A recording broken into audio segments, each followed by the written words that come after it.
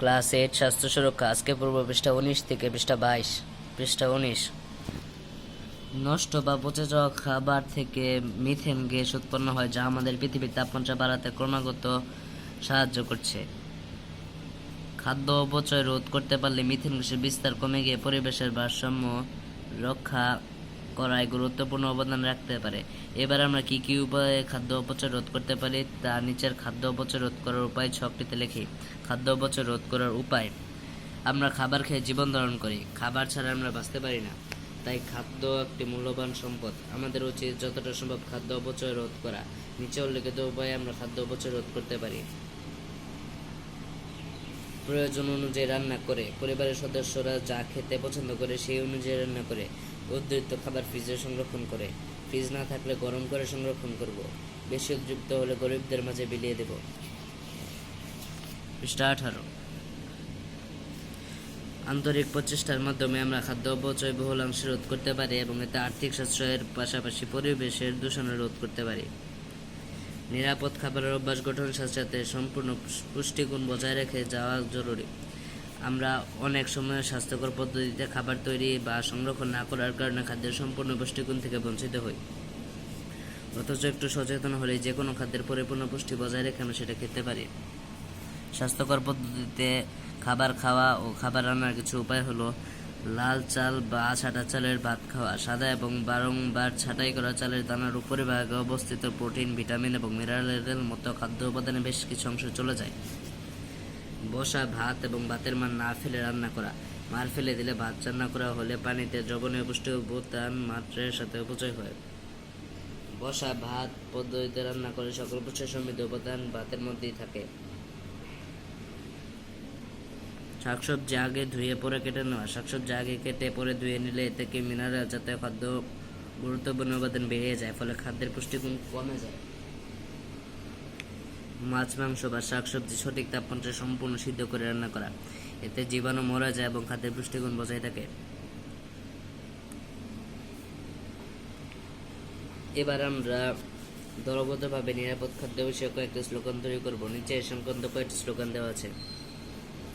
বাংলাদেশ নিরাপদ খাদ্য কর্তৃপক্ষের ব্যবহৃত স্লোগান: সুস্থ সবল জাতি চাই, পুষ্টিসম্মত নিরাপদ খাদ্যের বিকল্প নাই। সবাই মিলে হাত মিলাই নিরাপদ খাদ্য নিশ্চিত চাই। নিরাপদ খাদ্য বিষয়ে কয়েকটি স্লোগান: নিরাপদ খাদ্য নিশ্চিত করি, সুস্থ সবল জীবন করি। ভেজাল মুক্ত খাবার আমাদের সকলের অধিকার। রোগ হবে খাবারের অপচয় শেয়ার করে যদি খাওয়া হয়।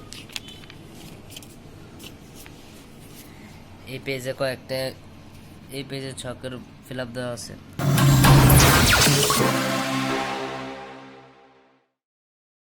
আগে দেখি উপরে কি বলছে। এরপরে সব স্লোগান ব্যবহার করে নিরাপদ খাদ্য বিষয়ে পরিবার ও প্রতিবেশীদের মধ্যে সচেতনতা গড়ে তুলব এবং খাবার নিরাপদ রাখার কাজ করার জন্য তাদেরকে উদ্বুদ্ধ করব। নিরাপদ খাদ্য নিয়ে আমাদের তৈরি করা স্লোগান। এখানে স্লোগানগুলো দেওয়া আছে। সবার দাবি একটাই, ভেজাল মুক্ত খাবার চাই। নিরাপদ খাবার অধিকার সবার। নিরাপদ খাদ্য সুস্থতার জন্য। টেকসই উন্নয়ন সমৃদ্ধ দেশ, নিরাপদ খাদ্যের বাংলাদেশ। সকলের দাবি একটাই, নিরাপদ খাবার চাই। সকল প্রাণীর জন্য নিরাপদ খাদ্য অনন্য। সুস্বাস্থ্যের মূলনীতি নিরাপদ খাদ্য ও স্বাস্থ্যবিধি। নিরাপদ খাদ্যে গর্ব দেশ, সবাই মিলে গর্ব সোনার বাংলাদেশ। এই অভিজ্ঞতায় বিভিন্ন কার্যক্রমের মধ্য দিয়ে আমরা খাবার নিরাপদ রাখার উপায় এবং এই বিষয়ে আমাদের কী করণীয় তা শিখেছি। খাবারের গুণগত মান ও পুষ্টিগুণ বজায় রাখতে হয় তাও শিখেছি। খাদ্য অপচয়ের কারণ ও তার রোধ করার কৌশল শিখেছি। এবার আমার পরিকল্পনা করার পালা। খাদ্য নিরাপদ রাখতে পরিবারের ক্যাপ্টেন হিসেবে আমার ভূমিকা কী হবে এবং পরিবারের সমাজে এই বিষয়ে সচেতনতা তৈরিতে আমি কী পদক্ষেপ নিতে চাই এই সংক্রান্ত তথ্য দিয়ে পরিকল্পনাটি তৈরি করব। এসব নিয়ে আমার পরিকল্পনাটি খাদ্য নিরাপদ রাখতে পরিবারের কাজে আমার অংশগ্রহণ ও সচেতনতায় আমার পরিকল্পনা ছকে লিখি। খাদ্য নিরাপদ রাখতে পরিবারের কাজে আমার অংশগ্রহণ ও সচেতনতায় আমার পরিকল্পনা। এই ছকটি ফিল আপ করে আছে, এটা দেওয়া হলো। পরিবারের কাজে অংশগ্রহণ সচেতনতার জন্য আমার পদক্ষেপ: খাদ্য নিরাপদ রাখতে প্রথমে আমি পরিচ্ছন্ন পরিবেশে খাদ্য প্রস্তুত ও পরিবেশন করব। খাদ্য তৈরির স্থান ও এর সাথে জড়িত প্রতিটি কাজ পরিচ্ছন্ন ও নির্মল পরিবেশে করব। তারপর সামাজিক সচেতনতার জন্য আমাদের পদক্ষেপ: সামাজিকভাবে আমি খাদ্য নিরাপদ সংঘ নামের একটি সংঘ গড়ে তুলব। সেখানে কিভাবে খাদ্য নিরাপদ রাখা যায় তার পরিকল্পনা করব। অনিরাপদ খাদ্যের ঝুঁকি ও কুফল সকলের সামনে তুলে ধরব। আমার অগ্রগতি, আমার অর্জন। নিচের ছকটি আমার অভিভাবক ও শিক্ষক পূরণ করবেন। আমি নিজেও পূরণ করব। এর মাধ্যমে আমি আমার অগ্রগতি সম্পর্কে জানব। কোথায় আরও ভালো করার সুযোগ আছে তা খুঁজে বের করব। দলগত কাজের অভিজ্ঞতা থেকে আমরা অংশগ্রহণের বিষয়ে সহপাঠীর মতামত জেনে নিয়ে আমি সংশ্লিষ্ট অংশ লিখে রেখে নেব।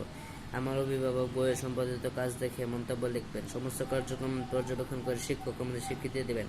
কী ভালো করেছি, কীভাবে আরও ভালো করতে পারি সে উপায় জানাবেন। আজকের ক্লাসটি এই পর্যন্ত। ভালো লাগলে ভিডিওটি লাইক করো এবং চ্যানেলকে সাবস্ক্রাইব করো। বাই।